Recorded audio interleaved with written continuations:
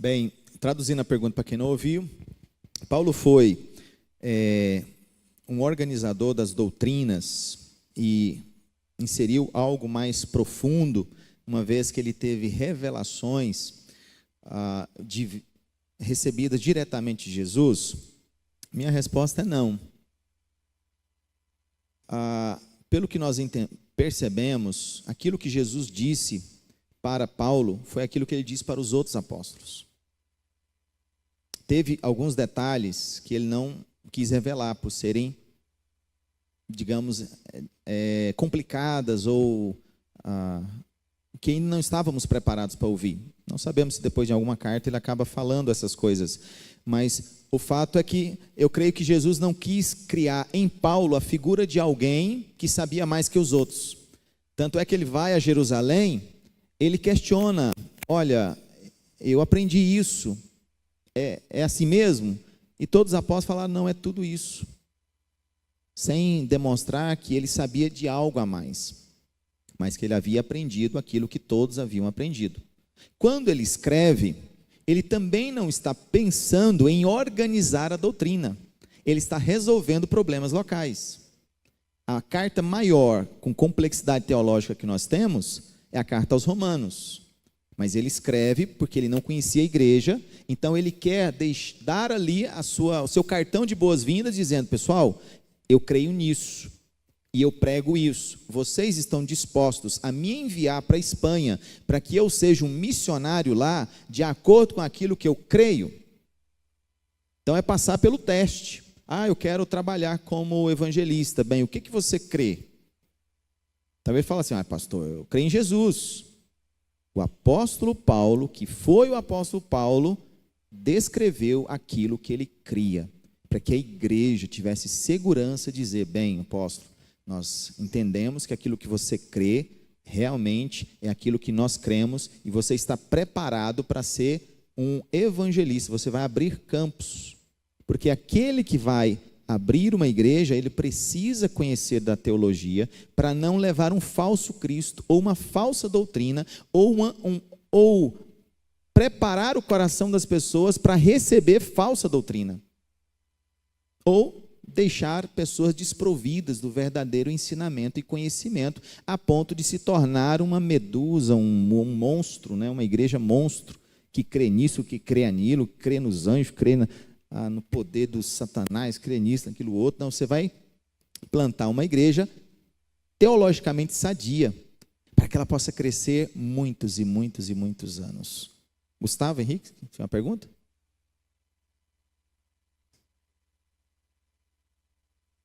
Se a carta de Paulo aos Romanos é a principal doutrina que utiliza na igreja hoje, eu diria que é todo o conjunto. Você tem todo o conjunto, porque você tem Romanos, Coríntios, você tem a carta aos Gálatas. Então, principalmente a teologia sistemática que vocês vão estudar aqui, ela procura sistematizar essas doutrinas, mas nós vemos na carta de Paulo uma amplitude maior de doutrinas que em outros lugares ele não fala. Por exemplo, ele não vai tratar de predestinação na igreja de Corinto, que estava tendo problemas mais básicos, como, por exemplo, a igreja que tinha lá uma pessoa que tinha ido para a cama com a madrasta e a igreja não estava nem aí, não estava achando bom. Não, nós somos espirituais, né? Ou briga entre irmãos, os irmãos estavam divididos, estavam levando a causa para o juiz local, para que o juiz decidisse localmente quem que tinha a razão na causa. Paulo está falando, gente, pelo amor de Deus, será que não tem nenhum entendido e sábio entre vocês que possa decidir essas causas?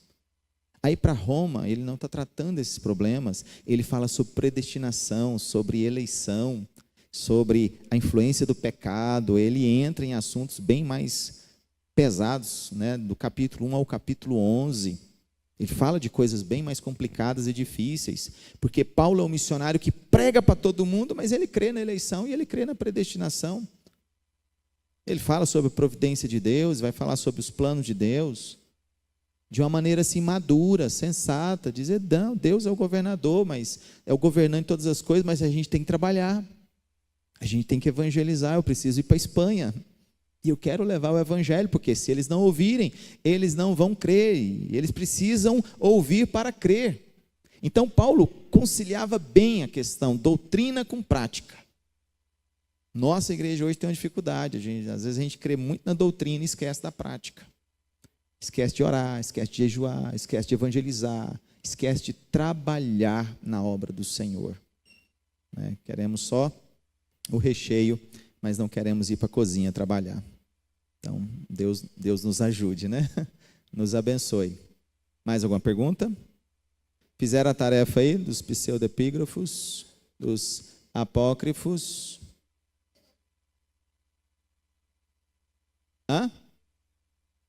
Aí não. Esse já é um outro período mais para frente, na época da Reforma Protestante, bem à frente. Mas eu posso colocar avançando nessa área aí, falando um pouquinho de Antigo Testamento, é porque na época de Lutero, na época da Contra-Reforma, até a Contra-Reforma, os 66 livros que nós temos hoje eram os 66 livros da Igreja Católica.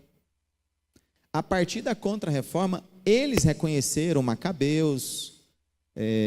Vamos lá, pesquisa aí quais eram os livros, os 7 livros da Igreja. Tobias, Judite, 1ª e 2ª Macabeus, Eclesiástico, Sabedoria. Baruque é? Acho que é Baruque, né? Umas histórias no livro de Esther, Bel e Dragão. Tem algumas histórias a mais no livro de Esther e alguns textos a mais no livro de Daniel, né? Alguns textos a mais no livro de Daniel foram justamente inseridos ali. Então, aí no ano lá da época da Reforma Protestante, 1500 e tanto, a igreja falou: não, esses livros são bíblicos. E nós temos agora 72 livros, né? Por que eles fizeram isso? Para dizer o seguinte: todas as Bíblias protestantes estarão confiscadas. Vocês não podem mais ter essas Bíblias. Era uma forma também deles saberem quem era protestante, quem era católico. Me dê sua Bíblia. Temos aqui uma Bíblia.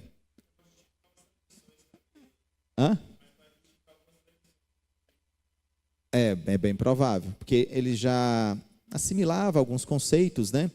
Se bem que são mais livros históricos, né? Você tem Eclesiástico, que são provérbios. Justificar a indulgência. Doutrina do purgatório, pode ser. Eles têm alguns poucos textos bíblicos que justificam a doutrina do purgatório. Silas, uma pergunta? Pastor, num livro do Seibel tem uma informação interessante. Para a nossa tradição, vê se é isso mesmo, o conhecimento do senhor. Para a tradição reformada protestante, nem todos os livros inspirados pelo Espírito Santo estão na Bíblia. Mas todos que estão na Bíblia foram inspirados. Por quê? Porque tem relato no Novo Testamento que Paulo escreveu pelo menos 2 cartas para Corinto e elas sumiram. Tem uma carta que ele escreveu também para os Laodicenses, ele até pede para ela ser lida, fazer uma troca, né? E ela se perdeu. Então, se essas cartas que Paulo escreveu, elas foram inspiradas, é porque o Espírito Santo quis que, mesmo sendo inspiradas, elas fossem utilizadas só por um momento, naquela época. Elas produziram efeito naquela época. Foram inspiradas pelo Espírito Santo, mas tinham uma finalidade curta. E o Espírito Santo quis que esses livros que formam a Bíblia fossem os que fossem utilizados por longo prazo, né? Já para a visão católica é diferente. Como a Igreja Católica fala que foi a igreja que criou, que deu autoridade para os livros, aí para o católico não, são só esses mesmo. Mesmo que se recuperasse uma carta dessa do apóstolo Paulo hoje, ela não teria nenhuma possibilidade de ser acrescentada. Já na nossa tradição, já traria uma discussão, né? Muito bem, muito bem. Eu não creria exatamente como a afirmação do Seibel, né? Porque acredito que se fosse realmente da vontade do Senhor, essas cartas elas teriam plena condição de estar presentes. por conta dessa matéria que a gente vai ver aqui, ó, o texto recebido e o texto crítico. Nós temos hoje, daquela época, os primeiros séculos, cerca de 5.849 cópias do Novo Testamento. É muita coisa. Em média, fazendo uma média, juntando tudo e dividindo, dá cerca de 424 páginas cada cópia. Então, há muito conteúdo só desses 27 livros que nós temos, né? Acredito sim que Paulo escreveu, porque ele fala que escreveu 2 cartas. Aqui hoje é a 1 Coríntios, na verdade seria a segunda, aqui a segunda, na verdade é a quarta.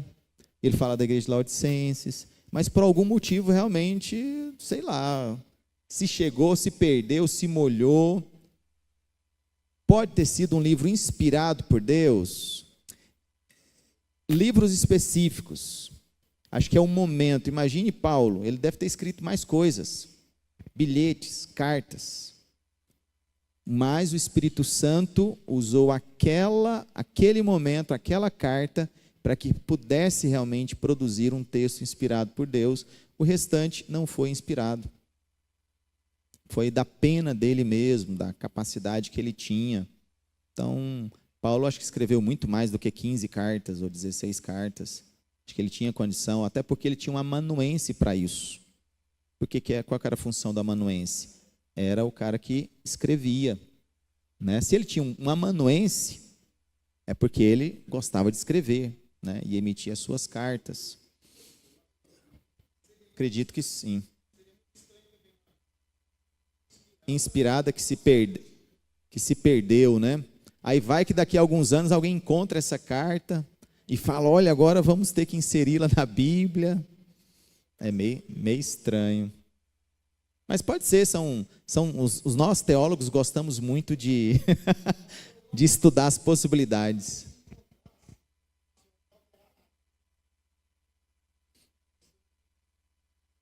Mas vai que tem alguma doutrina nova ali, né? Questionando um ponto doutrinário mais complicado.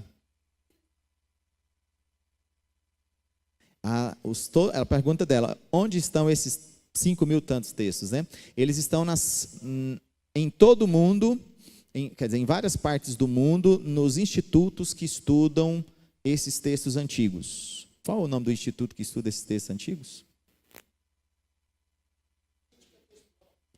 Além da crítica textual, tem institutos de escritas. É porque no Brasil a gente não tem textos antigos, né? A Alemanha tem, Israel tem, Roma tem. São profissionais que estudam textos antigos. Como tem os arqueólogos, existe esses outros voltados para o texto.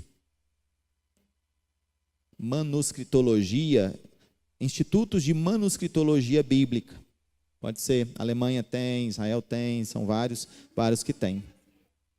Não, são várias partes do mundo. Porque, geralmente, os institutos, eles contratam pessoas para encontrar. Uma vez encontrando, o direito de estudo e uso é desses institutos. Então, eles usam, só depois eles emprestam para os outros. Primeiro eles usam. Então, tem toda uma gama de comércio aí que a gente vai estudar sobre isso. O texto recebido e o texto crítico. Nossa chamada crítica textual. Daqui onde vem muitos estudiosos. A responsabilidade que me cabe aqui, ela é muito importante. Porque ela pode despertar no coração dos jovens, dos adultos, dos mais anciãos, o desejo de se aprofundar em manuscritologia bíblica. Há muitos estudiosos que dedicaram toda a sua vida a estudar os originais bíblicos, para que nós tenhamos a melhor tradução, a melhor versão, a melhor segurança no conteúdo sagrado, que é a palavra de Deus, né? Nós temos em nossas mãos a Bíblia, mas há de convir comigo que esse texto aqui não é o texto escrito exatamente pela pena do apóstolo. Porque aquele texto escrito exatamente pela pena do apóstolo ele se perdeu com o tempo, porque esse material aqui dura muitos anos, mas naquela época o material utilizado não durava tantos anos assim. Então chegou um momento que, de tanto ser lido, simplesmente virou poeira. Foi preciso fazer uma cópia. Foi preciso fazer uma cópia do texto que o escritor bíblico escreveu. Para vocês terem uma ideia, nós estamos na 20ª geração de cópias. Entendendo que uma cópia dura 100 anos. Então nós estamos na 20ª geração. Olha que percurso gigantesco. De lá para cá, então, surgiu muitos assuntos referentes a se a nossa tradução é a mais perfeita, a que mais se aproxima com aquela que foi exatamente escrita naquela época pelo autor bíblico. E nós precisamos ter esse entendimento, para que a gente tenha uma fé madura. É um curso médio de teologia, que tem que fazer com que a gente entenda que Deus realizou um milagre ao longo desses séculos, preservando não exatamente as mesmas palavras ipsis litteris, mas o sentido exato daquelas palavras, que nos dá condições de dizer: temos a palavra de Deus nas mãos.